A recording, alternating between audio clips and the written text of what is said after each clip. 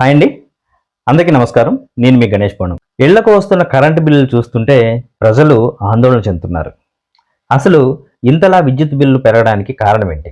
మనం వాడిన దానికంటే ఎక్కువగా కరెంటు బిల్లు ఎందుకు వస్తున్నాయి అనే విషయాల మీద ఇప్పుడు మాట్లాడుకుందాం. Stay tune to me Ganesh Pawan, కొత్త అబ్బాయి. Welcome back friends. మీకు ఒక కరెంటు బిల్ అయితే చూపిస్తాను. ఫ్రెండ్స్, ఈ కరెంట్ బిల్ చూడండి. దీన్ని మీకు నేను డిస్ప్లేలో వేస్తాను.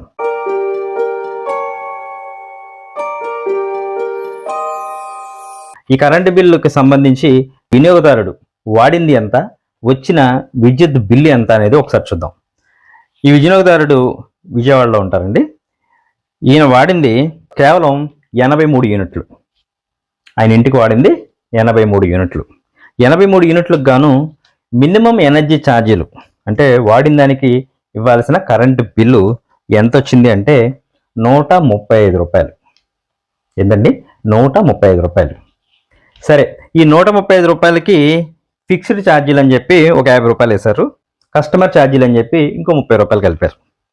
అలాగే ఎలక్ట్రిసిటీ డ్యూటీ అని చెప్పి 3 రూపాయల 36 పైసలు కలిపారు. ఇంతే. సో ఇవన్నీ కలిపితే అతనికి ఇవ్వాల్సిన బిల్ ఎంతండి? 135 ప్లస్ 50 185 ప్లస్ 30 215 ప్లస్ 3 36 పైసలు రౌండ్ ఫిగర్ చేసుకుంటే 219 రూపాయలు ఆయనకి బిల్లు వేయాలి కదా. కానీ వచ్చిన బిల్లు ఎంత అనుకుంటున్నారు? 453 రూపాయలు. 419 రూపాయలు ఎక్కడ? 453 రూపాయలు ఎక్కడ? అంటే అవి ఎందుకు వేసారో కూడా చూద్దాం.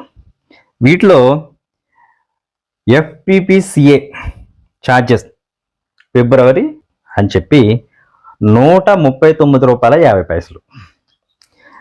FPPCA ఛార్జెస్ సెప్టెంబర్ అని చెప్పి 82 రూపాయల 68 పైసలు. FPPCA ఛార్జెస్ 2025 అక్టోబర్కి 34 రూపాయల 40 పైసలు. లాస్ అండ్ గెయిన్ అంటే బ్యాలెన్స్ చేస్తూ ఒక 49 పైసలు వేశారండి. ఇటీవల EPRC ఏం చెప్పిందంటే, మీరు ఇప్పటికే ఎక్కువ వసూలు చేస్తారు జనం నుంచి, దాంట్లో నుంచి కొంత వాళ్ళకి వెనక్కి ఇచ్చేసేయాల్సిందే అని చెప్పడం వల్ల వెనక్కి కూడా ఇచ్చారండి. వెనక్కి ఇచ్చింది ఎంతంటే 22 రూపాయల 43 పైసలు. సో వచ్చింది 135 రూపాయల బిల్లు, అంటే వేయాల్సింది 135 రూపాయలు, వేసింది 453 రూపాయలు. ఆ పైన వేసిన మొత్తం అమౌంట్ ఏదైతే ఉందో అదంతా కూడా అదనపు ఛార్జీలు. ఇక్కడ ఏమవుతుందంటే, మనం అడుగుతున్నాం, ఏంటి ఎంత బిల్లు వేస్తున్నారు, ఎప్పుడో వాడిన దానికి ఇప్పుడు బిల్లు వేయడం ఏంటి అడిగితే అధికారులు చెప్తున్న సమాధానం ఏంటి? అవి కూడా మీరు వాడిందే కదా అని. మీకు ఇచ్చిన విద్యుత్కైన ఖర్చు ఇప్పుడు మేము మీ దగ్గర నుంచి వసూలు చేస్తున్నాం. అయితే అప్పుడు మీకు అధికంగా ధర పెట్టి కొన్న విద్యుత్కి మీరు తక్కువ బిల్లు కట్టారు అని చెప్తున్నారు. మనం ఏదైనా ఒక షాప్కి వెళ్ళామండి, లేదు ఒక బండి కొనుక్కున్నాం. ఏమవుతుంది? బండికి ధర ఎంతో చెప్తాడు, దానికి తగ్గట్టు మనం అటు ఇటు బేరమాడి ఎంతో కొంత డిస్కౌంట్ తీసుకుని ఓ బండి తెచ్చుకుంటాం కదా. తెచ్చుకున్న తర్వాత ఒక నెలకో లేదా ఒక సంవత్సరానికో ఆ షోరూమ్ ఓనర్ వచ్చి, మీరు కొన్నప్పుడు బండి ధర వేరే ఉందండి, కానీ మేము మీకు తక్కువ అమ్మాం, కాబట్టి ఆ ఎక్కువ ధర ఏదైతే ఉందో దాన్ని ఇప్పుడు చెల్లించండి అంటే మీరు కడతారా? కట్టరు కదా. ఆ ఓనర్ని పైకి కిందకి చూస్తాం కదా. కానీ ఇప్పుడు విద్యుత్ సంస్థలు కానీ లేదంటే ప్రభుత్వం కానీ ఏం చెప్తోంది? మీరు విద్యుత్ వాడుకున్నప్పుడు మీకు ఇచ్చిన విద్యుత్తుకి అయిన ఖర్చు అప్పుడు ఎక్కువ రేటు ఉంది, కానీ మీకు తక్కువకి ఇచ్చాం, కాబట్టి ఆ ఎక్కువ రేటు ఏదైతే ఉందో ఆ మిగతా రేటు మీది మీరు కట్టగా మిగిలిన బ్యాలెన్స్ ఏదో ఉందో అది ఇప్పుడు మీరు కట్టాలి అని చెప్తున్నారు. అసలు ఇది ఎక్కడ లాజిక్ అర్థం కావట్లే. సరే, పోనీ అలాగే అనుకుందాం, వాళ్ళు ఎక్కువ రేటు పెట్టుకున్నారు, మనకి తక్కువ రేటుకే ఇచ్చారు, అంతే ఇమ్మని రూల్స్ ఉన్నాయి అని అనుకుందాం. నేను ఒక ఇంట్లో ఉంటానండి, అద్దెకుంటున్నాను అనుకుందాం. నేను ఈ నెల ఇక్కడ ఉంటాను, వచ్చే నెల ఇక్కడ ఉంటానని గ్యారంటీ ఏముంది? లేదు కదా. నేను ఇల్లు మారిపోవచ్చు, లేదా వేరే ఊరికి ట్రాన్స్ఫర్ మీదో వ్యాపార నిమిత్తం కుటుంబంతో సహా నేను వెళ్ళిపోయి ఉండొచ్చు. ఈ ఇంట్లో ఎవరైతే కొత్తగా వస్తారో వాళ్ళకి నేను వాడినప్పుడు ఏదైతే కొత్త అదనపు ఛార్జీలని ప్రభుత్వం చెప్తుందో ఆ డబ్బుల్ని వీళ్ళ బిల్లులో వేస్తారు, ఆ ఛార్జీలని. మరి ఆ ఛార్జీలు సంబంధం లేని, అసలు ఈ ఇంట్లో అంతకుముందు నివాసం లేని వ్యక్తి ఎందుకు కట్టాలి? ఇంతవరకు దీని మీద ఎవరు క్లారిటీ ఇచ్చింది లేదు. అదనంగా వాడారు కాబట్టి అప్పుడైన ఖర్చుని ఇప్పుడు మీ మీద వేస్తున్నాము అంటే, ముఖ్యంగా సొంత ఇంట్లో వాళ్ళ సంగతి పక్కన పెడితే మ్యాక్సిమం ఉండేది అద్దె ఇళ్లలోనే. మరి అద్దె ఇళ్లలో ఉన్న పేద మధ్యతరగతి ప్రజలు వారు వాడని దానికి, వారికి సంబంధం లేని దానికి ఎందుకు ఛార్జీలు చెల్లించాలి?